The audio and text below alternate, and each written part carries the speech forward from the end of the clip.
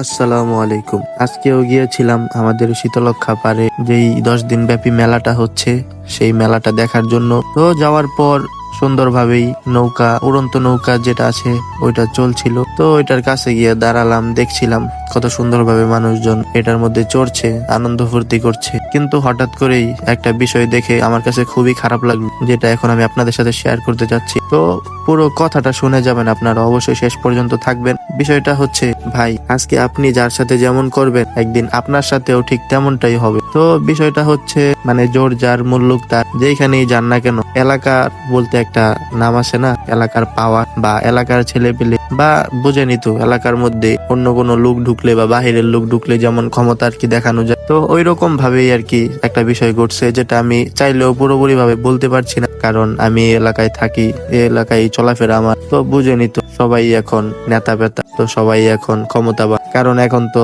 কোনো দল রাজনীতিতে নেই। তো দল রাজনীতিতে না থাকার কারণেও একটা না একটা দল রাজনীতিতে আছে, তারা ক্ষমতা দেখাচ্ছে। তো এই বিষয়গুলো নিয়ে কথা বলার আমার কোনো ইচ্ছেই ছিল না, তারপরেও আমার কাছে খুব খারাপ লাগছিল, তাই বললাম। তো সকলে এই বিষয়টা একটু নজরে রাখবেন। ধন্যবাদ।